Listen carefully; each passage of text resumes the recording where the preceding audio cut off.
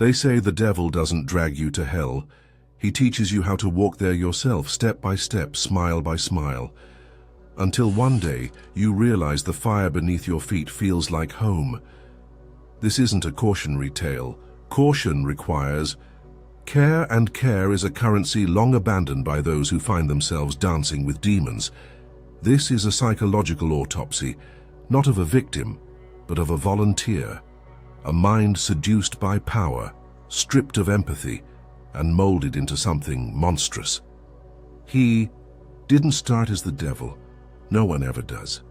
He started as a boy, starving for control in a world that chewed him up and spat out his innocence. Every slap from reality, every cold shoulder, every night spent hearing sirens instead of lullabies, it was a rehearsal. A silent choreography leading to a performance so vile, even the devil himself would step aside and applaud. This story isn't about evil. Evil is too easy, too theatrical. This is about transformation, about the slow, deliberate unmaking of the self. The moment when the lines between predator and prey, right and wrong, human and beast, vanish. Because to truly dance with the devil, you don't just lose your soul. You forget you ever had one. There is no such thing as sudden evil. The devil does not arrive in horns and fire. He slips in through the cracks in broken homes, in the silence of absent fathers, in the rage of hungry stomachs. Evil begins as need, and need, when ignored, rots into desperation. He was born into a world already at war with him, a city carved out of concrete and cruelty, where children age like milk, and the only thing colder than the winter was the look in a mother's eyes when she gave up. No bedtime stories, no lullabies, just sirens, screams, and the clinking of bottles echoing through paper-thin walls. This boy didn't learn love. He learned survival, and survival has no ethics, only strategy. By the time he was old enough to understand what a future was, he already knew he'd never have one. He watched his mother break under the weight of her own existence. He watched his neighbors disappear into prison cells and coffins, and he learned that life was not something to be lived. It was something to be fought for, tooth and nail, like a dog backed into a corner. And when you grow up like that, the line between right and wrong isn't blurred, it's erased. There comes a moment when a starving soul stops begging. It stops praying, stops dreaming.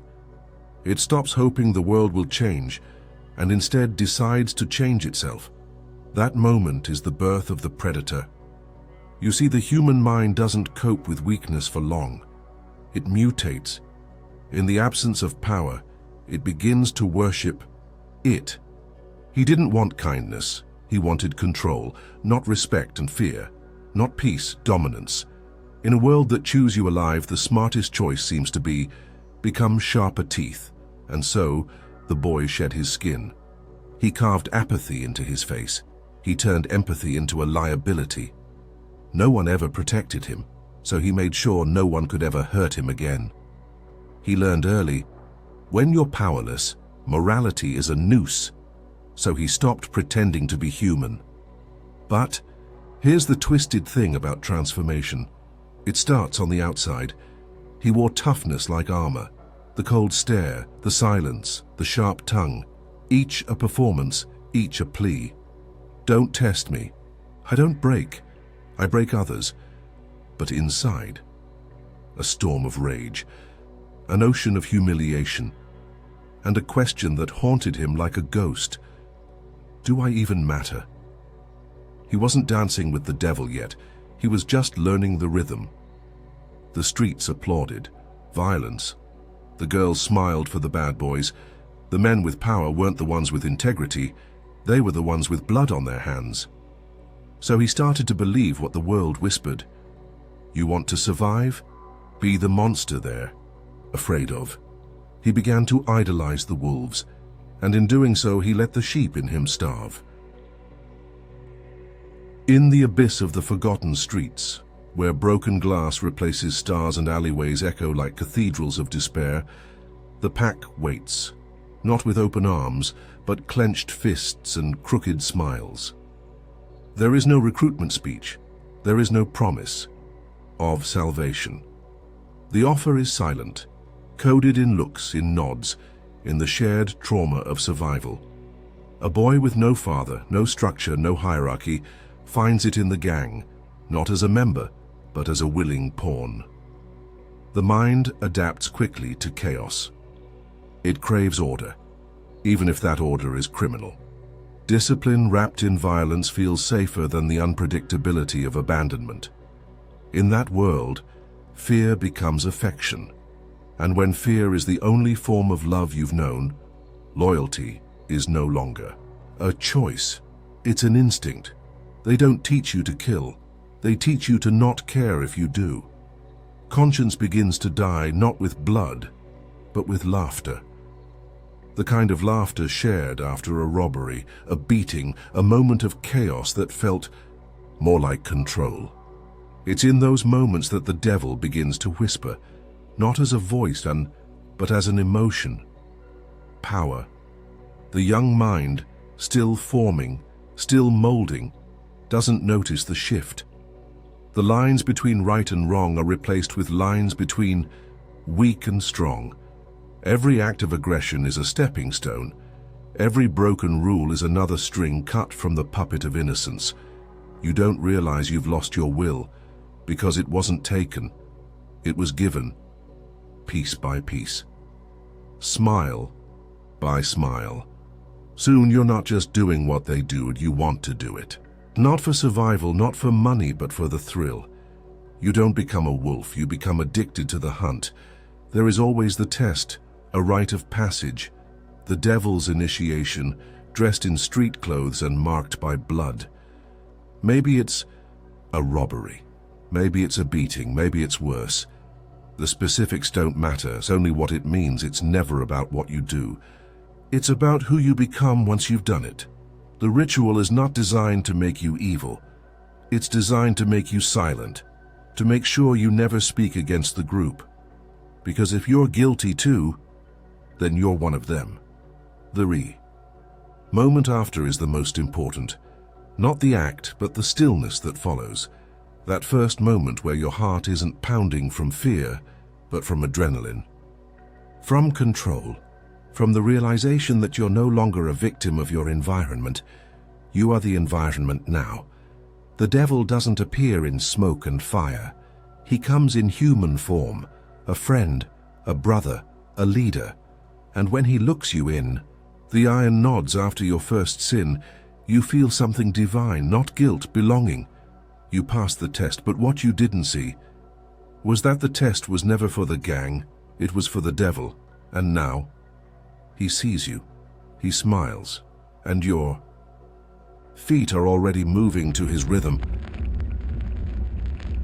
There comes a moment in every descent where the echoes of doubt are drowned out by the roar of necessity. By now he no longer questions the orders.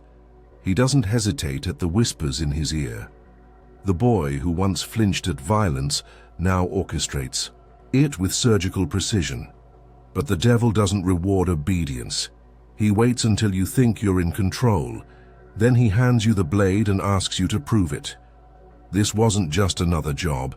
This was the job, the so-called initiation. That was never about joining a brotherhood. It was about sacrifice. The price of true belonging isn't blood, it's innocence. He was told it was simple, a kidnapping, a warning, a display of dominance to send a message. But under the surface, this was ritual. The group needed to see if he'd break or become. Something darker. Adrenaline numbed his hands. The laughter of the others sounded distant, time dissolved. In the flickering shadows of that alley, he committed an atrocity too grotesque to comprehend. And then, they told him the truth.